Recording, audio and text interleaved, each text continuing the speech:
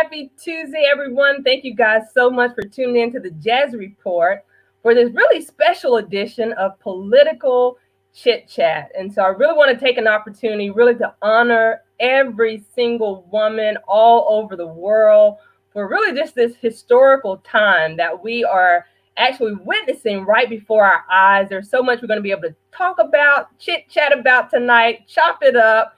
And I tell you, I have an amazing just panel of women that are going to be able to encourage and engage as well as empower each and every one of you for tuning in tonight. So I definitely want to give you an opportunity right now to share this broadcast, invite as many people as you can to be a part of it, because again, tonight is a special evening and we really want to take an opportunity to honor all the women. So happy 100th anniversary, ladies, as we're going to talk more about it through this special edition of Political Chit Chat hosted on the Jazz Report with yours truly, along with many special guests tonight. And you're going to find out a little about each of them as we get right into the show. So it's going to be an amazing time. So thank you so much again for tuning in tonight. Thank you for rolling with us. And if you've not done so, be sure to follow us on Facebook, Instagram at the Jazz Report, and also subscribe to the Jazz Report on the YouTube channel. So because we have a packed out evening tonight, I don't want to belabor the time. I really want to just jump right in because, again, today marks the 100th anniversary of the 19th Amendment. And so we'd like to acknowledge that and also be able to celebrate that. But, along with everything else in our country, Black women's right to vote didn't actually automatically come on that day, but they still had to fight. And I say we because I'm a Black woman. We still had to fight for our right and our voice at the polls, and of course suffered intimidation and threats and endangered our lives, with the KKK. But nevertheless, if it had not been for the 19th Amendment, we would not be able to vote today. And so again, ladies and gentlemen, we want to give a quick tribute and celebrate 100 years of equality for women in voting in this quick video. And we'll be right back with our guests. The women of the land began to demand a measure of equality with the men. Suffragettes were ridiculed and forestalled.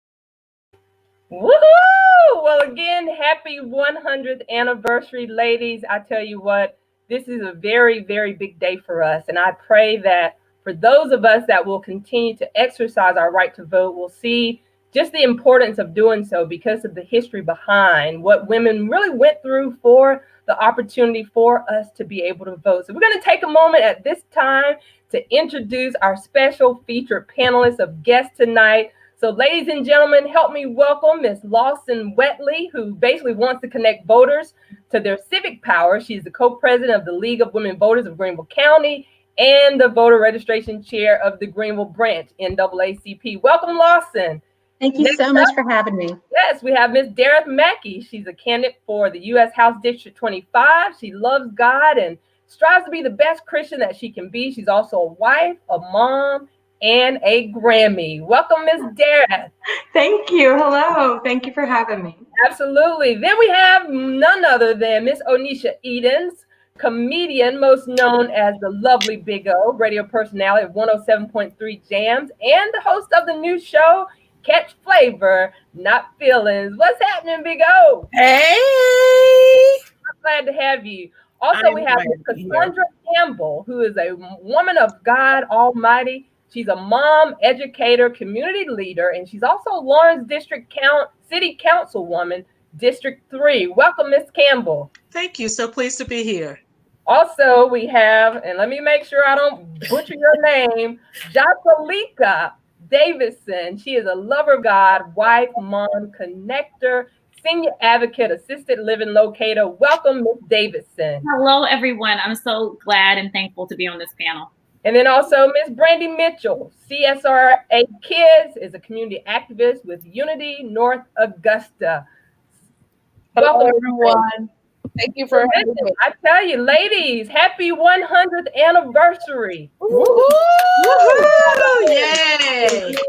When we think about it, 100 years was not that long ago. And so I want to just take an opportunity to allow each one of you right now, thinking about this historical moment that we are witnessing right before our eyes today. This is the day of 100 years ago that we really walked in to having our rights to vote. So what does it really mean to you, and what does that look like?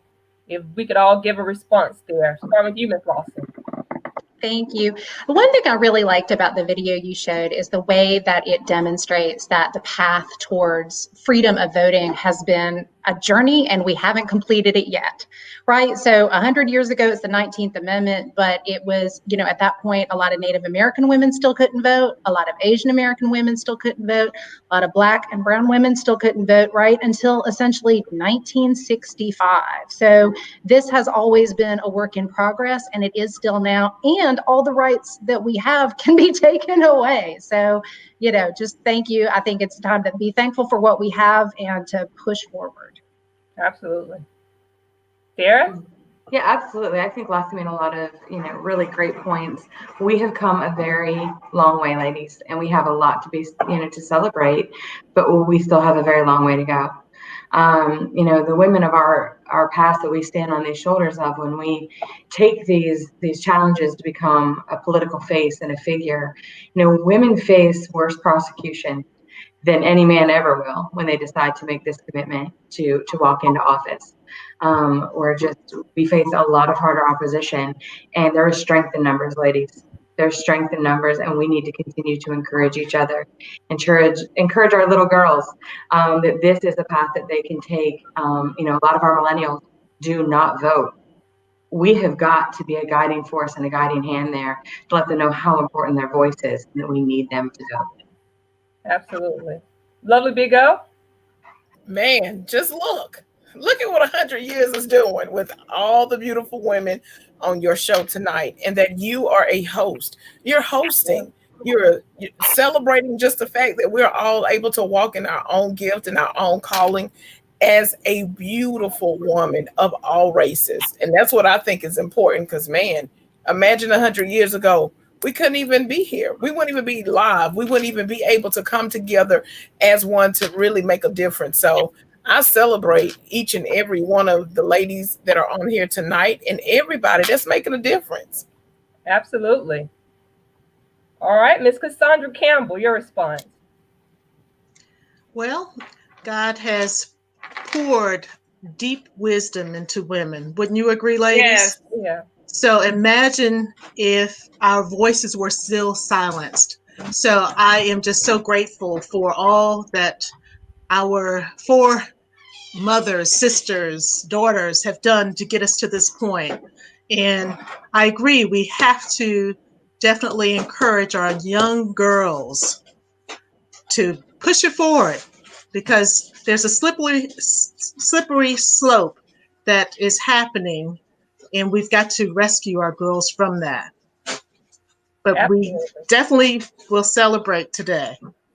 Yes. Well, once again, for those of you that are just tuning in, we are getting some feedback from our featured special panelists for the evening, as we're really just celebrating 100 years. I mean, 100th anniversary. It's been a long time coming. And as we fast forward to here we are in 2020, just getting the response from these ladies of the intro video that we shown, and just talking about, their feelings about the fact that we're here today celebrating 100 years. So your thoughts, Miss Joslyn Lika.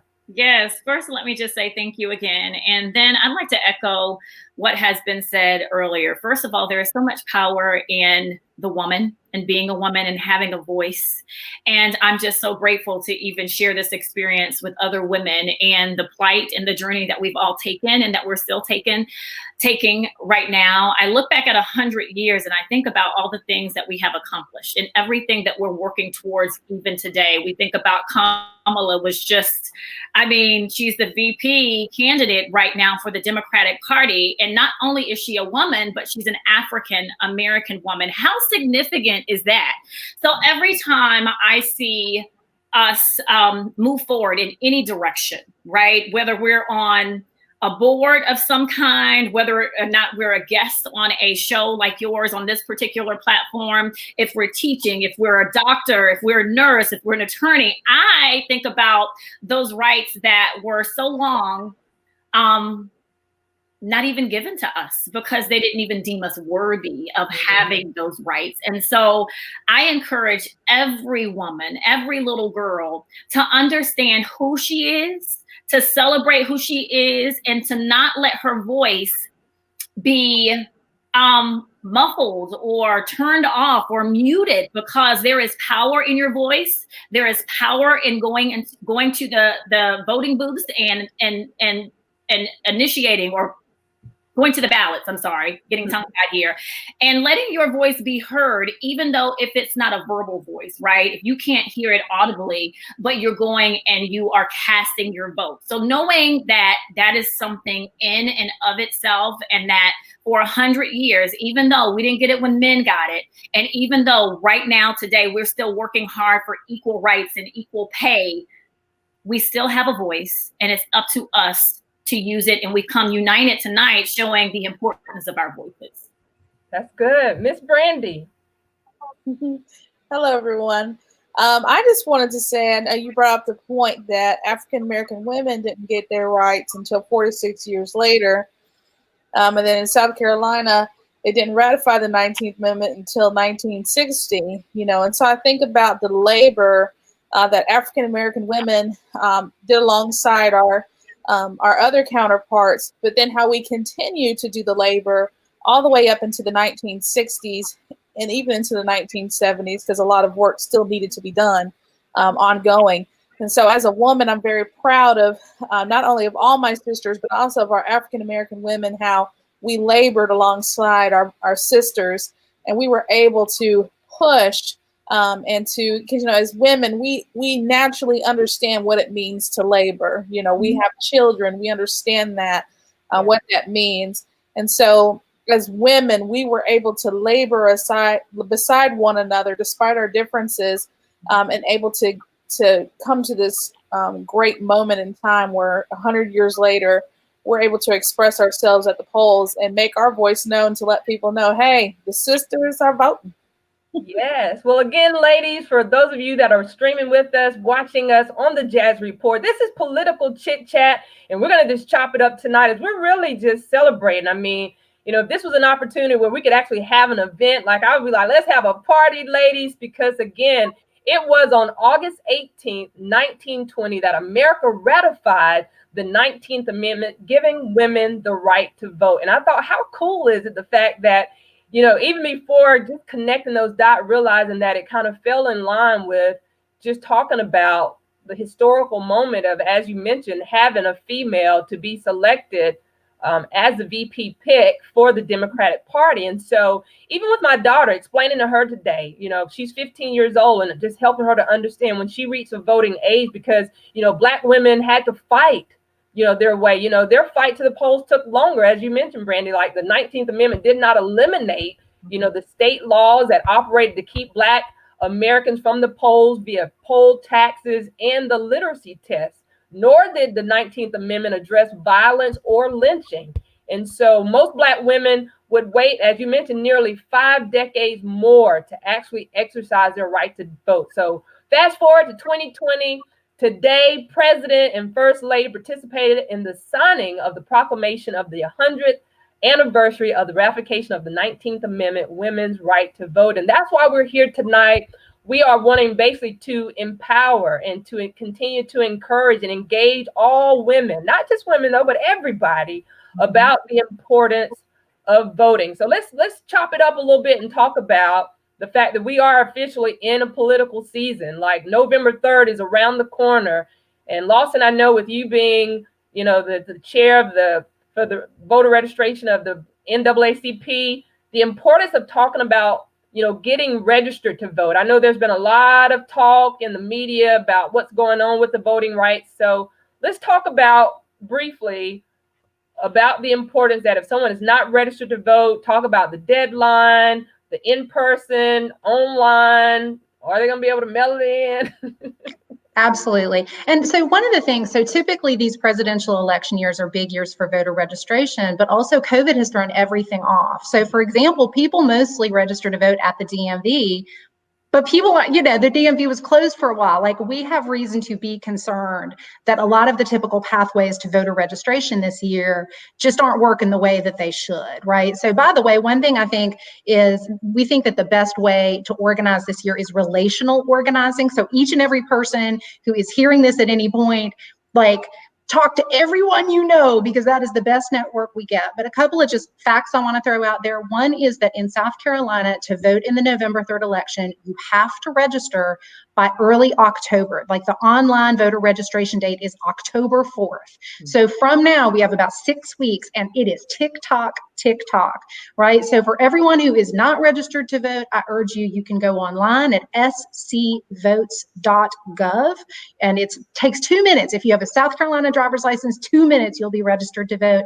That website will also have paper forms for people who prefer to do it on paper, and it'll tell you where to send it in.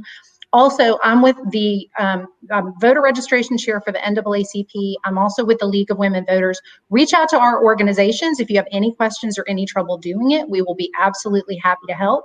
But if you're not registered, register by October 4th. If you are registered, I beg you, please go to scvotes.org and check your information, because something might have changed. You might have moved and you forgot to update it. So what we want is for all of us to be teed up by October 4th, which is the online registration deadline. We want to be teed up and ready to go for November 3rd. All right, listen, we're running out of time, so y'all got to get it done. TikTok. That's right. So, Dareth, I know you've been very aggressive out in the street, knocking on doors. Just talk about the importance of, each one reach one, right? So what's your challenge to the folks as far as getting out there and really getting personal with folks to have them registered? Yeah, absolutely. And I'm one of the candidates that I'm a huge advocate for getting people registered, and I carry the voter registration forms with me, and tell them, hey, if I knock on a door, I don't go by the lists. I don't go by, oh, this person voted Republican, this person voted Democrat. That's nonsense. People vote for people in this day and age. They vote for the people they like, they get to know, they trust, that are singing the same tune. Especially in my district, where we've had a long history of a lot of decline. So I'm getting out there, I'm getting an opportunity to talk with people from all parties, all backgrounds, all thought processes, and way too many people who don't vote. So I've got that voter registration right there, handed it to them, going, if you don't want to do it, filling it out and mailing it in, go on SC Votes. Just like Lawson said, get them online. Everybody's got a phone.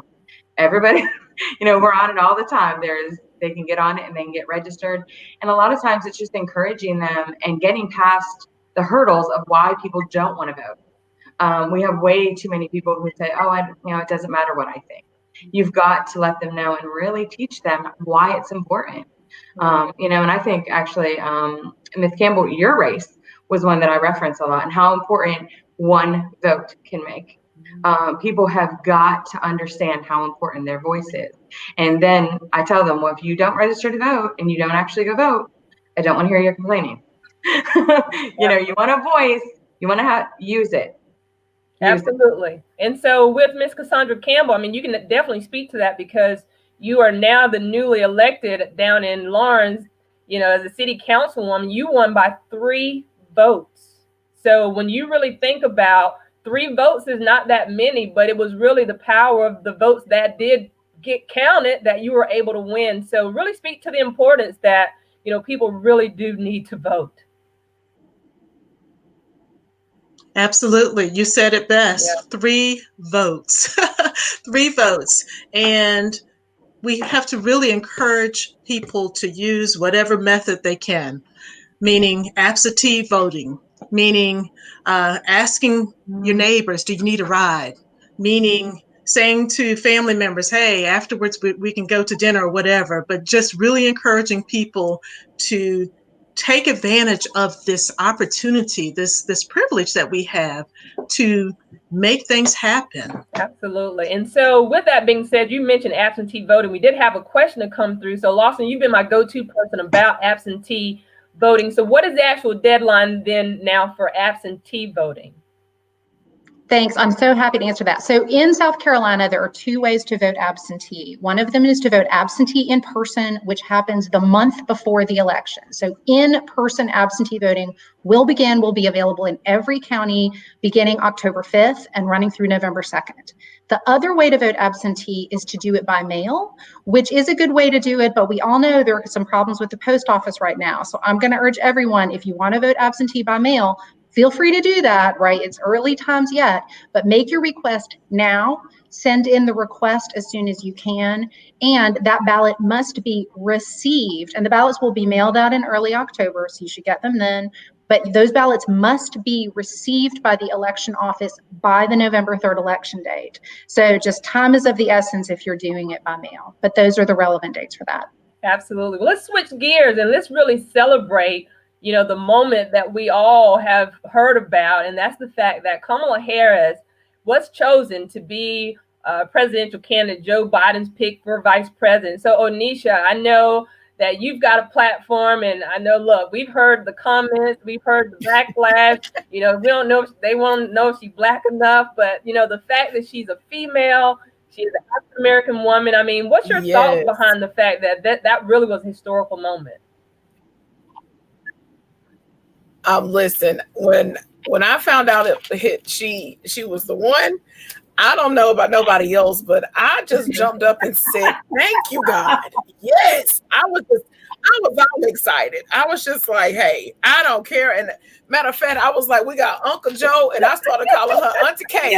All through the Auntie K, because we're about to go and we're about to paint Washington, D.C. with women hear us roar. We're about to take over D.C. Now, everybody, y'all come for Uncle Joe, but we getting ready to go for Auntie K. Auntie K about to come in, and we're going to have us a great time. I was like, I got my cocoa butter lotion ready. I got myself together. I'm getting ready to go. And then when I found out she was an AKA, I just said, look, made an announcement on the radio. I said, for 5 minutes, make me an AKA just so I can put a pink and green. You can Yes, and stomp the yard on Washington, D.C. with Auntie K and Uncle Joe. I mean, that itself, just not the fact that it doesn't matter if they wanted to say she was African American and she was part of the Indian tribe.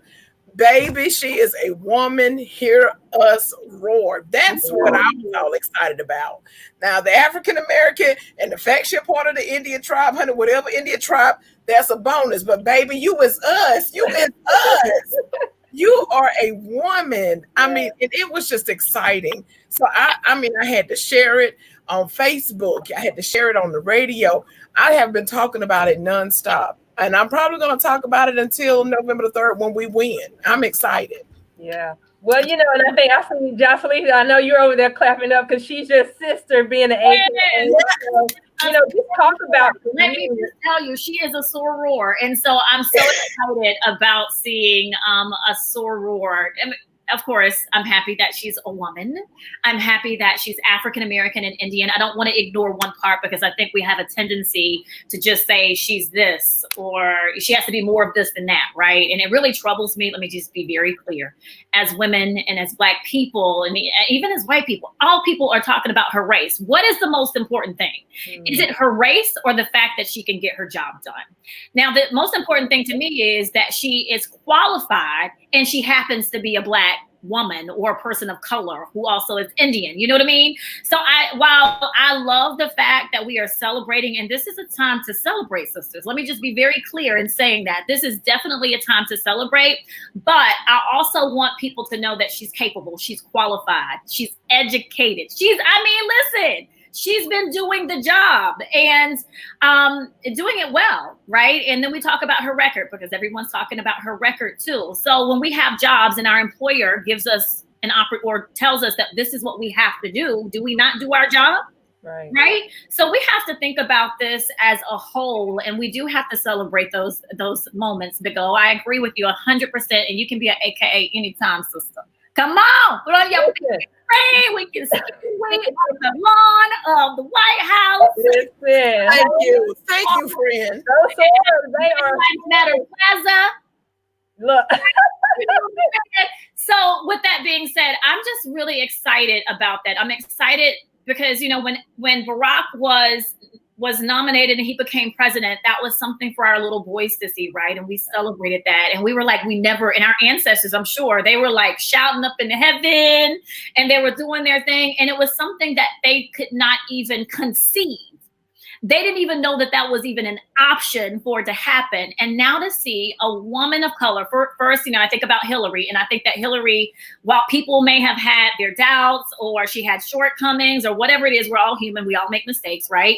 But the big thing is that she was also a woman, but now we have a woman of color. So my daughter now knows that she can also be a VP, and my son knows that he can be president of the United States, that there is nothing that can keep them from achieving whatever goal that they set their mind on it. So as long as they have God and they train themselves and they work really hard and they are compassionate, because we need compassionate leaders. We need leaders that love people and care about people, right? And that they make good decisions, not just for one kind of person, because the United States, it used to be called a melting pot.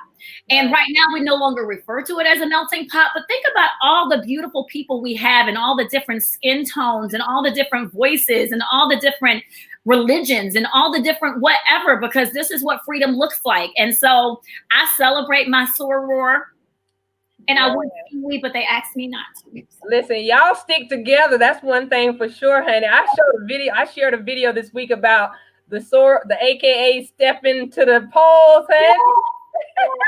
I'm sorry. Well, listen, we're going to go right to Brandy, because I know you got a lot of chatter on your community board about race and politics. So what are people saying? What's on the chatter on the ground with Unified North Augusta? So I belong to a couple of various groups in town, because our town is what they consider to be a bi-state area. And so a lot of us are, you know, highly connected with one another on the Augusta, or on the Georgia and the South Carolina on the bridge. There's a lot of excitement right now about what's going to be happening with the Democratic Party. Of course, there are some kind of reservations that we, you know, that a lot of people are expressing. You know, a lot of people are looking for something a little bit more radical than, you know, the same old, which I completely understand. We just find ourselves at a real big impasse because of everything that's been going on in the nation, with Black Lives Matter, with all the rhetoric and, you know, and everything else. So we just find ourselves, you know, with COVID-19. And I mean, COVID-19 really exposed a lot of things about our nation when it comes to poverty, and who has and who doesn't have, you know. And so I think that we have come to a very strategic time in our nation where we're reevaluating how things are done. And so I really feel as if people are really looking to our next leaders, you know, God, at least for me, I'm hoping that we get somebody new, that people are really hoping that in this next chapter that we're going to see something different. We're not going to see the same thing that we have seen. We want to see unity. We want to see diversity. We want to see things actually handled with police reform, you know. So we are really in a time where we are asking our politicians, don't just give us the same old. We want change. And if you're not going to give us change, we're going to hold you accountable, and we're not playing with you anymore. So I think at least that's where I'm at. And from what I see, a lot of people are saying, we don't want you to be talking out the side of your neck. We want to see pen on paper and nothing else. So that's where I'm at. I hear you, girl. Well, listen, these women, amazing ladies, have joined us for our special featured edition, Political Chit Chat, here on the Jazzy Report. We're going to get ready, though, for a commercial break. Take a look at this video.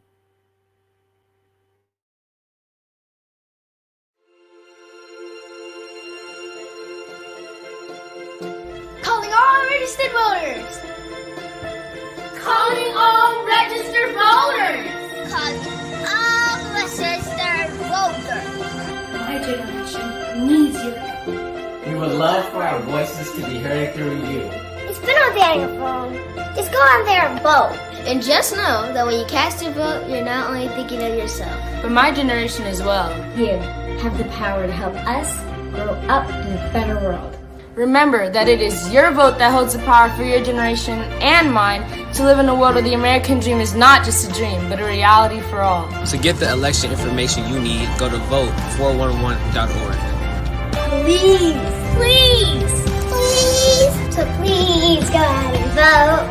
Vote for us. Vote for me. Be my voice. Vote for us. Vote for us. Vote for us. Vote for me.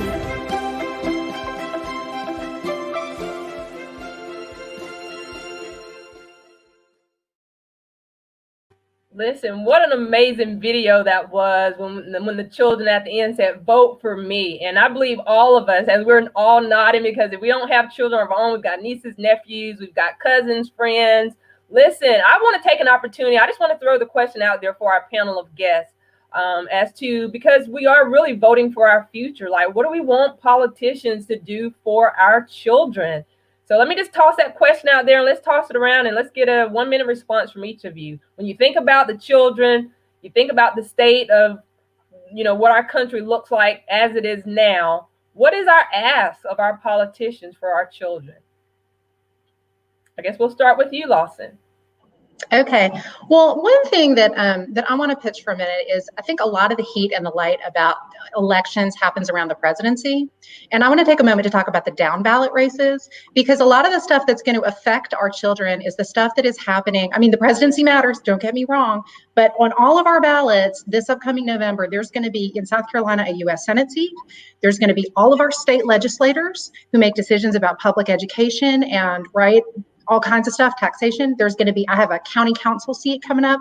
I have a school board seat that I'm going to vote for. And the things that actually are going to affect our children in a day-to-day way here in Greenville, I'm personally very focused on.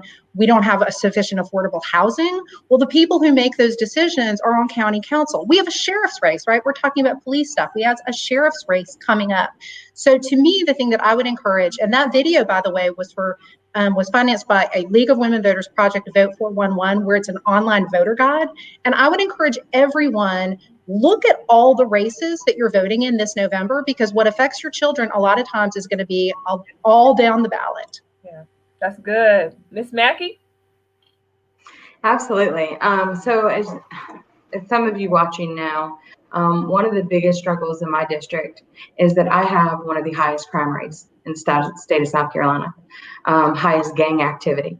And we are losing our children as early as the age of 8 to these gangs. We don't have a place for our children to go that's safe after school. Parents have to work.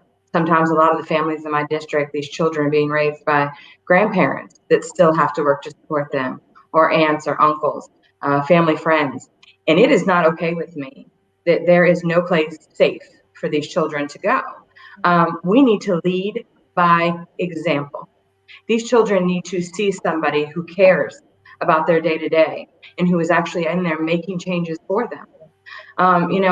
Simple little things like watching a child have to watch their elderly grandparent who's raising them have to get on a bus and go to a grocery store because there's not one in their own neighborhood. Those things are not okay with me. And I want those children to see that there's somebody, an advocate for them in the State House that cares about what happens to them and what happens with their future. And those are just a few small, not small, but big issues in my district. But again, I am a firm believer of lead by example. They have got to have a positive example to want to strive to be. And that's why, this election, regardless of political content, Democrat, Republican, anything, Kamala's stance on things, the fact is she is a woman.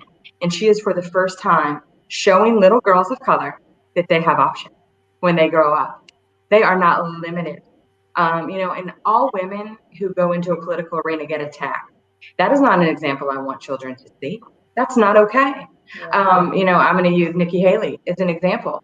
She announced her candidacy, and within 24 hours, somebody went online saying, oh, they had an affair with her. And I always hung on to what she did. She came out very publicly, very strong, and said, you know what, you do this every time to every woman who ever wants to step out and be a leader. You always try to find something and make something up. You can't have my peace. You can't have this. This is not about you. And I cling to that. Because when I decided to run, I can remember them saying, you know what, if they can't find it, they'll make it up. And I thought, you know what, no, I'm going to stand on God, and they can't have my peace. And I'm going to be that example to every child in my district. Don't let somebody steal your peace. Don't let somebody steal your future. You have options. All right, then. Lovely to go. Your thoughts. And then, there's so much we can think about, even with our children. In fact, back to school or not go back to school. What's your thoughts? Yeah, it's a lot to have to think on, but the two ladies before you guys hit it on the head.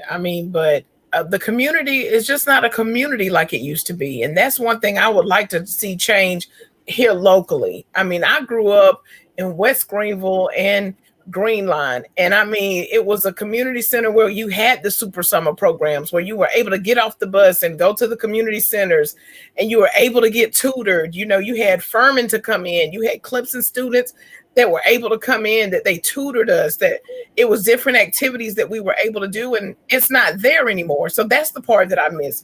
And the one big thing I wish we would do for our children is to show them at an early age how to vote, what we're voting for. Because as adults, what I noticed this year, just by being in quarantine, when it was time for us to go and vote in June for local officials, people didn't know. They didn't know, well, I don't have such and such in my on my thing. Well, I don't have this over here, but you're not in that district. And it was so hard to explain that, even on the radio, that if you're not in District 25, you can't vote for such and such, because you don't live in that district. And I think if, as children, they soak up so much. I think if you begin to drill that into them, that you need to be able to understand, yes, voting for the president is huge, but again, I agree with you 100%. The local is where it is. That's the difference that it's going to make. Are you going to the county council meetings? Are you sitting in? Are you making your voice heard here to say, hey, I've been to some county council meetings. I know what they're like. Yeah. But you can't just sit and be stagnant and get upset when things don't flow right locally, when you have not even made the initiative to make sure that your neighbor knows that you're in this district and you've got to vote for this individual in that district. So I think for me, watching this year, that is the most important thing, that even as some adults as of right now, we don't know that who's in our district. We don't know who's running. We don't know who's the sheriff. We don't know if they're not the sheriff. Those are things that we can change here locally to make a difference that starts in our community. I love the fact that we'll go all the way for national, but baby, let's bring that thing home too, and begin to look at your local officials and say, in order to make the difference in my community, with my son, with my daughter, I have to begin here. And yes, I am a big person on education. My son graduated from the University of Southern California, and we don't have to limit our children to say, you stay here, don't you go no further. No, they have the education and the brains to branch out and go and do so much more than we can ever dream of. And that's what we raise our children to do. That's why it was important for me to let him know this year, I am so excited that you're home and that you get to vote with me. We get to vote with each other. We've been going over the candidacy. We're talking about, the Senate. We're talking about who's here in our local area. And it's important as parents, as pastors, as teachers. I know we can't talk about everything, as a teacher, but it's some things that we should be able to say to our children in school, out of school. This is what you have to do. This is what's important. This is what your mommy and daddy is going to make a difference on when they go to the polls. Sorry, I'm just passionate about it. Listen, that's what this is about. So again, thank you for sharing your heart and your passion, because again, the question was posed for those of you that are just tuning in. This is another exciting episode on the Jazzy Report of Political Chit Chat. And so we're celebrating women in leadership, women's voters' rights, the fact that we have an amazing panelist of women tonight discussing different various topics, and we're just chopping it up. And so you mentioned something there. Oh, and again, big shout out to your son who is a graduate, but help me out here, Lawson, just so I can double check now. For college students, they are permitted to vote where they're attending school or their permanent address. Is that correct? You got it exactly right. You got it. And this, by the way, is thanks to Furman students who sued to be able to do that. So yeah, here in South Carolina, you can choose a college student who's here in South Carolina and, you know, is going, either they're in school in South Carolina, but they're from another state, or they're in school in South Carolina, but they live in a different county in South Carolina. They can choose to register at their college address, or they can choose to register if they consider, you know, home base home, they can choose to register. That's great. There. So thank you for sharing that. I hope that for those of you that are tuning in, you're getting some nuggets tonight that you will also be able to share with your loved ones, your friends, your family as well. But let's continue to pose that question, because again, as we are officially in this political season and we're thinking about Miss Cassandra, what is it that we would ask, especially with you being active in the councilwoman seat of Lawrence District 3, you know, what is it that we're looking for our politicians to do concerning our future, which is our children? Well, I'd like to start with some basics, showing integrity, honesty, being accountable, listening to people and being willing to work together to see issues resolved.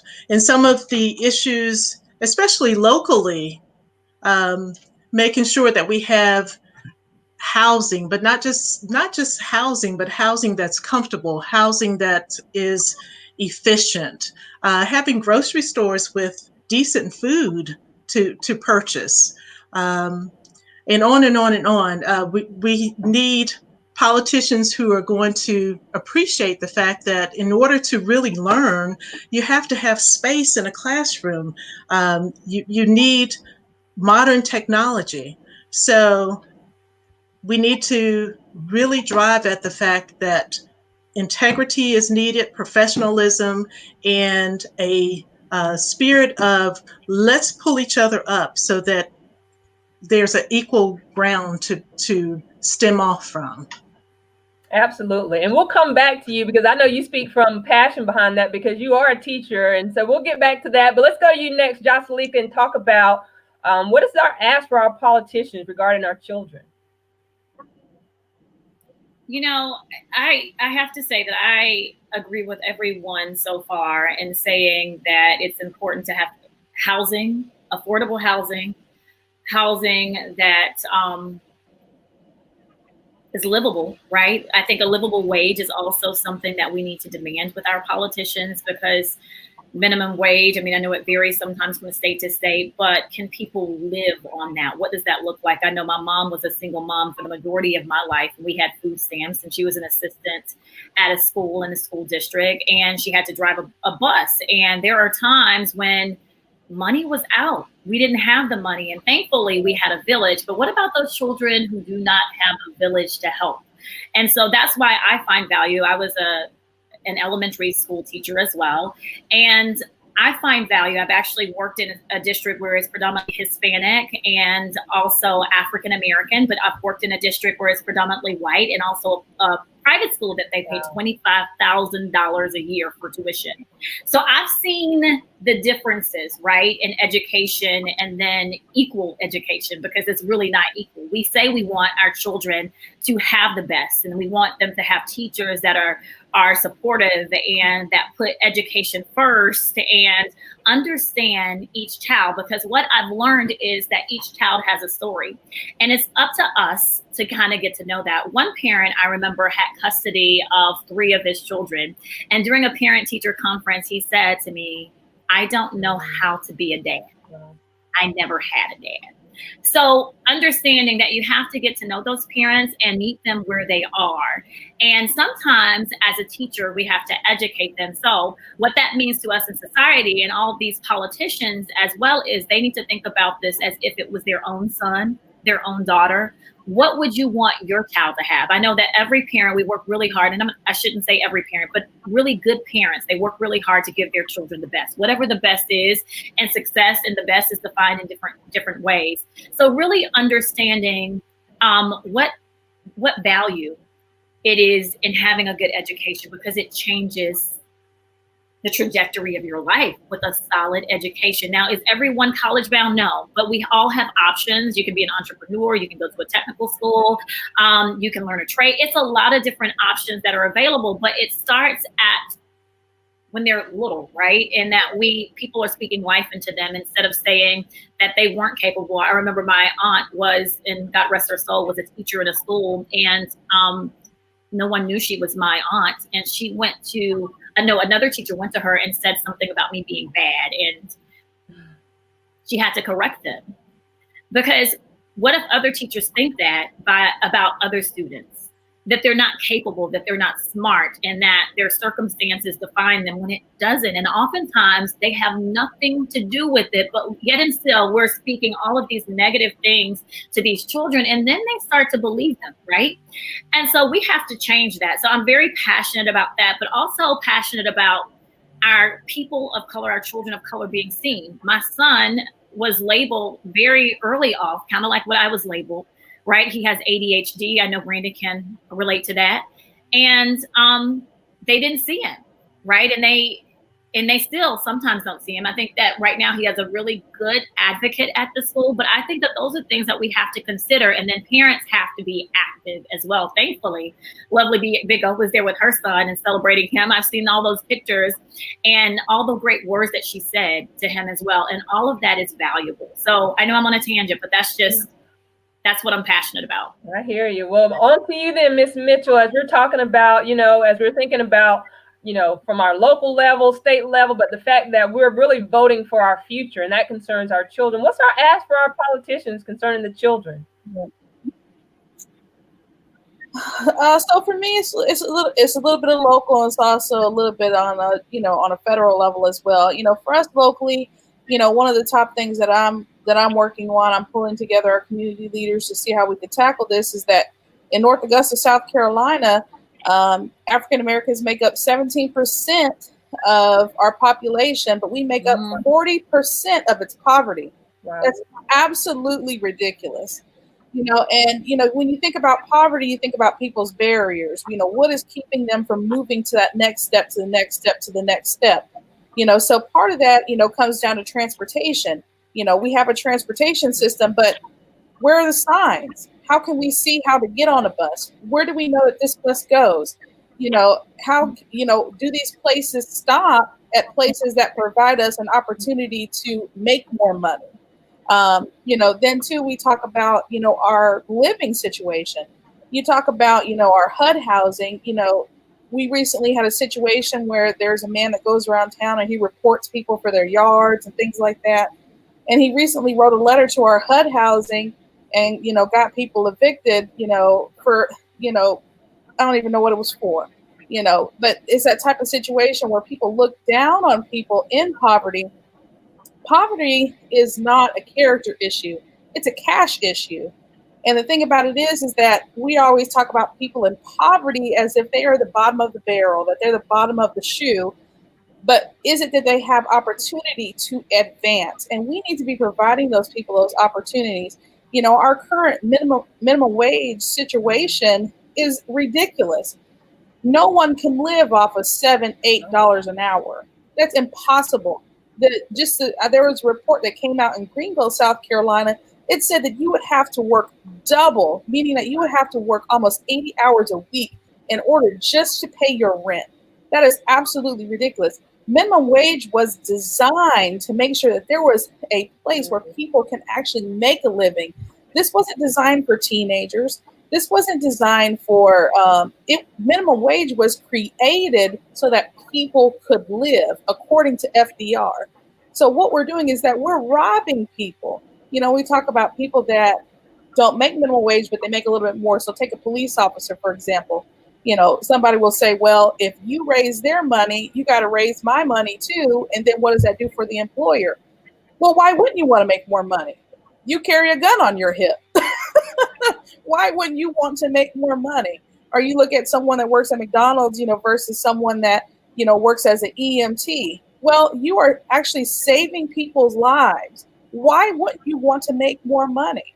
And then what happens is our corporations just keep getting richer and richer and richer. You look at Jeff Bezos, he's making billions. They say he's about to be a trillionaire. And how much money is he paying in taxes? 0. But yet we are straining our middle class families in America in order to meet our bottom dollar as a nation, to meet our deficit. That's ridiculous. We need to start looking across the board to say, is it working? Because the poor are getting poorer and the rich are getting richer, and the middle class is basically subsidizing everything. That's wrong. It is absolutely wrong. And I follow the Poor People's Campaign, which is ran through Reverend Barber, and they put together a budget that has been reviewed by economists, and they address all of these issues. It is time for us as a nation to take a serious moral look at our nation and to say, are we doing right by people? We got one side that says that they tote the religious line. Well, what would Jesus do for the poor people in our nation? And then we also talk about civil rights as well. What does the government have to do with what I got to put my signature on and who I sleep with in my room?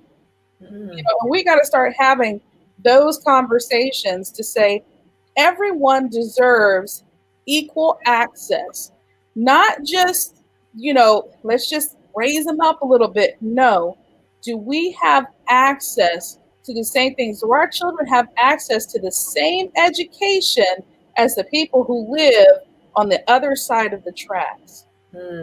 That's good. Because if they don't, then guess what? They're not going to have the same opportunities to go to the same kind of schools. They're not going to have the same opportunities to get the same type of jobs. They say, well, then you should just go work a trade job. Okay, well, that's true. But what you're saying to me is that you're saying that I should settle, that your kid gets the most and then my kid has to settle. That's what that conversation is saying. And what I'm saying is that no child should have to settle. That's good. They should have access. And, we need to look at ourselves as a nation and say, are we really doing right by the people in our nation? Are we really providing justice for African American people in their communities? When a police officer kills someone and doesn't do their job, are we doing enough to ensure that this does not happen again?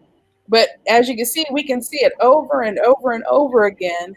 And they sit down for a few months and both sides come up with a justice reform bill. They haven't passed anything since June.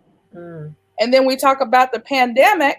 We can't even get them to agree on how much they're going to cut a check for us so that we can pay our rent. Well, I tell you what, ladies, those have been some great responses to the questions. For those of you that are tuning in again, Political Chit Chat, we're chopping up tonight with our featured panel of guests tonight. And so I tell you what, we're going to get ready now, though, to prepare for a commercial because we're already running out of time. And so I know last night was historical as well for the very first ever virtual Democratic National Convention. I'm sure many of you watched that. Maybe you were engaged. But last night we heard from our former First Lady, Michelle Obama, who told us that, it is what it is, right? And however you vote, we just got to get it done. So here's a special word, if you didn't see it, from Michelle Obama. And after that, we'll be right back from a closing thought and word from our guests as far as our call to action. Take a look at this video. Why should I vote? Nothing ever changes. The system is rigged. Why bother? Whether you're trying to get dinner on the table after working a double shift, dropping baby off with grandma, or studying for exams, voting can feel like the furthest thing from your mind. You might even feel like it's just not worth it. But that's exactly what some people want you to think. The truth is, when we stay home, things stay the same or they get worse. But when we all vote, we get new ideas and new energy. We get leaders who share our values and listen to our voices. That's how we change America. And that's why it's so important to register right now and vote this November. And in every election, go to whenweallvote.org or text We All Vote to 97779 to get started and know that your vote will make a difference. Be sure to get registered and get to the polls on November 6th. On November the 3rd, right? On November the 3rd. So listen, ladies, again, let me just take an opportunity. Thank you so much for just being a part of this panel tonight. I think we really had some people tune in and really listen and be engaged in what was being said tonight. And so that was really the mission and the purpose of being able to celebrate historical moments of today, again, being the 100th anniversary, as we really just take a remembrance and look back that we as women now have a right to vote. And so if, in case you didn't hear the speech today, even from President Trump, you know, he reminded us that there's 132 women serving in Congress. There's nearly 70 million, get that, 70 million women vote in elections. 56% of our nation college students are women. More than 11 million women own successful businesses. Well, before the coronavirus, well, he actually called it the China virus, 4.3 million women secured jobs. And last year, 70% of new jobs went to women. And so, ladies, with that being said, I mean, we rock. I mean, we really kind of like rule the world. But I guess the final, as we're preparing to really just give our final words of encouragement, what would be your call to action? Lawson, we're going to begin with you. Like, how are you really using your platform, though, to engage people to vote? And again, as we would ask that if you will just limit your response to 1 minute, I really want you to think about that, because again, ladies, we all have our influence. We have our circle of influence. And so how is it that you're using your platform, and what would be your call to action for the people? Thank you. So for me, yeah, I mean, where you said we all have our platform, I think that's right. We all have our unique set of gifts, of interests, of all of that. And so to me, the short thing is, first of all, we can all vote. And I personally am in the category where I would crawl over broken glass to vote in this November election. Without hyperbole, I think this is the most momentous, most important election our nation has faced, certainly in my lifetime. But I want to highlight that the work doesn't end on November 3rd, because we're going to wake up on November 4th and we're in a pandemic, we're in an economic recession. Someone highlighted that the inequities of our nation are being exposed as never before. And so what I would say for all of us is search yourself, use discernment, use prayer, use whatever you want to determine your own skill set and your own interests. And then vote on November 3rd. And then on November 4th, show up and do the work, because we're all going to need it. That's good. Miss Mackey, your thoughts?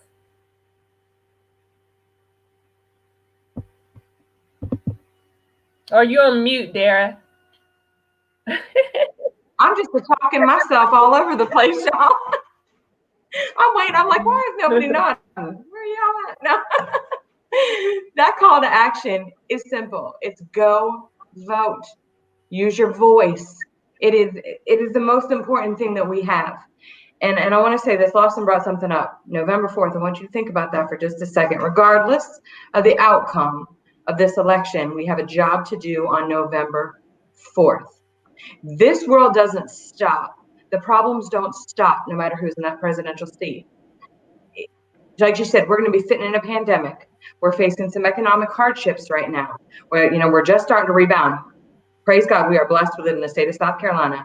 We seem to rebound the fastest in the nation when it comes to job growth, economic growth. South Carolina's just got a heartbeat. We're workers, y'all. We like to bring it on. And let's continue to be that example. But November 4th starts a whole new ball game. Regardless of what side you're on, you've got a job to do. You've got work to do.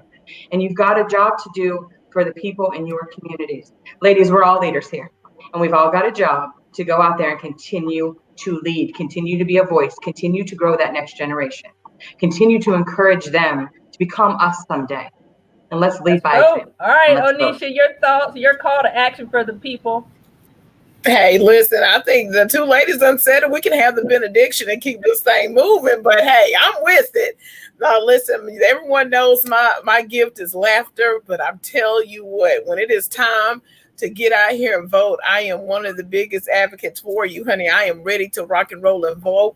I have teamed up with my pastor, Zachary Brewster, with the Change Church. I know we are celebrating 100 women, but he has made a declaration that he wants to be able to get 100 men, Black youth, to vote. He wants 18 to 25. So what better way to do to say, hey, let's team together and let's make sure that we have 18 to 25-year-old Black men that are registered to vote, that they are going to make a difference as well. So teaming up with him, you already know on Sundays from 1 to 6 in the afternoon, all you hear me talk about is making sure that your grandmama, your aunties, your cousins, I want everybody out here registered to vote to make a difference. And I agree with you 100%. November the 4th, regardless who is in office, but we already know who's going to be in there, because I'm going to be an AKA as we go stomp the yard. As we stomp the yard, we got work to do, and I'm here for it. So my platforms are open to any information that you guys want to post or allow me to post on there. I've shared this actual great political chit chat, Stephanie, to be able to say, hey, here's my platform, use it. People don't realize your social media, word of mouth is more powerful than anything else in this world right now. And you've got to be able to say, I don't care who you vote for, just make it happen. So use my platform, ladies. Contact me for anything else. And Stephanie, I just want to say thank you so very much. Thank you for being who you are and allowing us to come and use your platform to let our voices be heard. So hats off to you. Thank you for being a part of it. Thank you Ms. so very Campbell, much. your thoughts as well. And you're muted too. There you go. All right. I say kudos to all my sisters and everything that has been said thus far, but there's another vote, so to speak, that we have, and that is getting our census in. Getting our census in. There's more than $675 billion a year that our government has to figure out what to do with. And it all depends on knowing who is where. So the deadline now is September the 30th. So if you care about your emergency response system, you care about housing, you care about zoning, you care about your kids' schools, on and on and on, make sure that you fill out your census. Get that done. It only takes a few minutes, but it's worth every minute that you put into it. I was going to mention that as well, because again, there's a lot with a B. That's a lot of money, and we want as much as we can get right here in Greenville County. I'm sure the other counties want it too, but we do put that call to action. Make sure everybody's going to get counted in the census 2020. So, Ms. Joslyn Lika, your final response, call to action for the people that are tuned in with us. Yeah, I work with a vulnerable population right now with COVID-19. I'm the owner of assisted living locators. And as you know, grocery stores are opening up really early so seniors can go in and they can have access to food. And so my concern are those seniors who are still afraid to come out. My mother-in-law has not been out of the house since March. Wow. That's a problem. So I want to make sure that those senior citizens who are afraid they have transportation. If they need something mailed off, I want to make sure that they have someone who can take their absentee ballot. And I don't know if we're going to be delivering it to the post office, where we're going to be delivering it right now based on what's happening in the world around me, but that we can do those things so that their votes are counted. And that's very important to me because they voted so many times before, and they know and they recognize the power of their voices. And so I want to make sure that I'm doing everything that I can to get them to the polls in whatever way I can. And then, yes, we can stump the yard, Onisha. Absolutely. All right, Brandy, you're up. Again, your final thoughts as far as just your call to action with everything we have going on with voting. Mm-hmm. Well, I just encourage everyone to get out to vote, get as many people as you can registered, making sure that everybody has their box checked, making sure that they know where their polling places are, and guiding them to the scvotes.org website so they know where they have to vote. But also, it's vitally important that we hold these folks accountable. We vote for them. They need to do what we ask them to do. And that's on a local level. And that's also on a federal level as well. A South Carolina race is coming up with Jamie Harrison and forgot his name.